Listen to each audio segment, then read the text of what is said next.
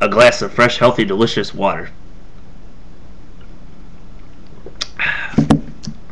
Yep, good old healthy, delicious water. Good to quench your thirst, like of everything. So, yeah, I was talking more about the promo again. Um, I forget who proposed the idea. I'm sorry, but basically what happened was Orton. I think Orton proposed it. He was like, Orton says Triple H can't touch him unless he's provoked. Um, they talk trash about how. Let's see. Yeah, I'm just gonna skip over this promo. I don't remember it, so it's no point like giving false lies. So, but basically, like to summarize it though, from what I can remember, like they make the match at WrestleMania. Orton says that Triple H can't touch him, and then Triple H tries to get in Orton's face about it or something, and Orton's like doesn't strike him or anything. But then on SmackDown this week, Legacy and Orton did attack Triple H, so I don't know if Triple H can touch him or something. So we'll see what happens with that on Raw. Which I bet most of you that are like watching this probably already saw Raw, so I'll have to surprise me on that one. So, alright, but let's go to the next thing. So they show a recap of Undertaker versus Kozlov one-on-one from the SmackDown the week before that. Kozlov wins with like a top rope, old school, like Undertaker's move old school when he climbs the top rope and does like the arm to the back of the head. He caught him on that, power slammed him 1, 2, 3. It was pretty cool, but I didn't like the idea of Kozlov cleanly beating The Undertaker. Like, I don't know, just with that move at least.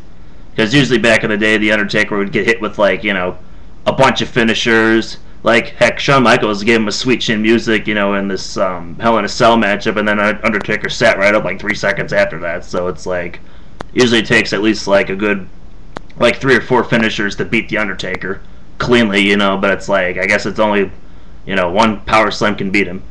So that's my little pet peeve on that.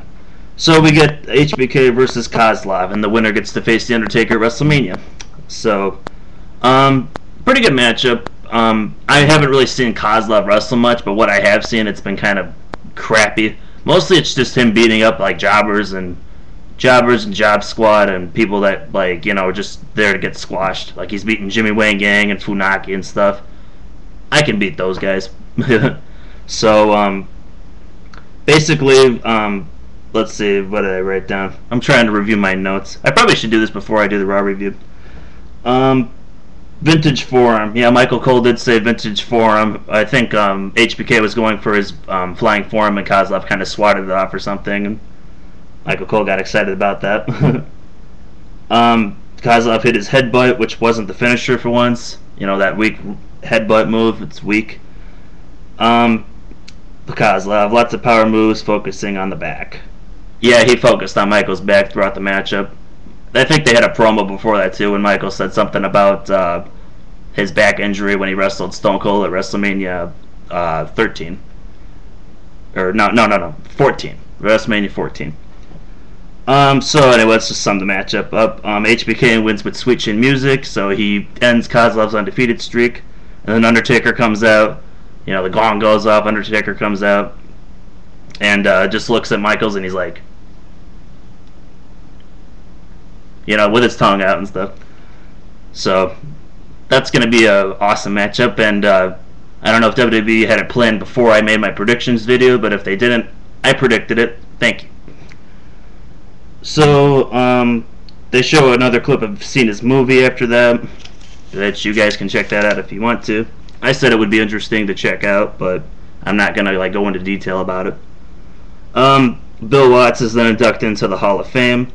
Now, I really don't know much about Bill Watts, personally. They said some stuff on TV. The only thing I really knew was he worked for WCW, as a boss or something. So, but yeah, as a wrestler, I don't know anything about him. But yeah, I guess they said something about he worked for Mid-South Wrestling or something. He helped some of the upcomer talent back in the day, like Ted DiBiase, Junkyard Dog, the Junkyard Dog, the JYD. Jim Neidhart, Butch Reed, some of those guys. So props to Bill Watts, and congratulations for going into Hall of Fame. They show a brief Edge promo. Grisham basically calls him a coward for him wanting to fight Cena tonight. Yeah, I'm totally reading this. Calls him a coward for wanting to fight Cena tonight because Big Show knocked him out on SmackDown. They showed a recap of that too. Like Big Show clocked Cena in their matchup and then choke slammed him and beat him. So Grisham's calling him a coward for like wanting to fight Cena just a couple days after that happened.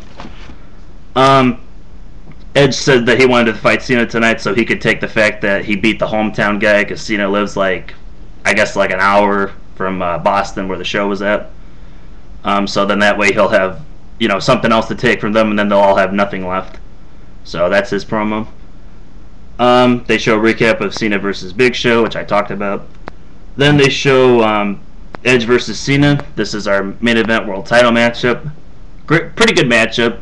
These guys have good in-ring chemistry and stuff. Not in-ring chemistry of acid and base donation, where an acid donates the hydrogen and the base accepts the hydrogen. Nothing like that, but they had a good matchup. The finish saw Edge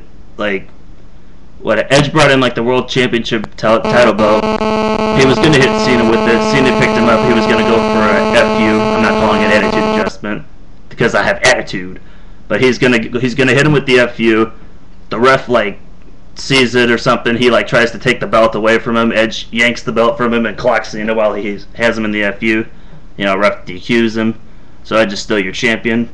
And then they end the show with Vicky Guerrero coming out and Big Show coming out, and she says that Big Show is going to be the #1 contender to face Edge at WrestleMania. And Cena's in the ring all stressed out and depressed or something that he's not going to fight him at WrestleMania, which is obviously going to be subject to change based on what happened on SmackDown this week, which I don't watch SmackDown, but I read about it. So plus I watch other guys on here too that review it, so that's a good way to keep up on it too. So yeah, that was Raw from last week. Hopefully this review was okay, considering half of it I was kind of I don't know. Been doing too much patho.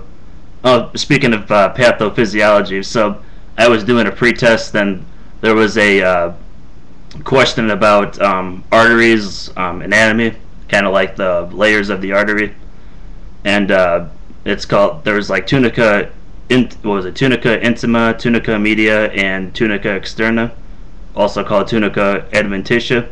So if you ever want to remember the order from inner to outer, you can just remember I'm a what?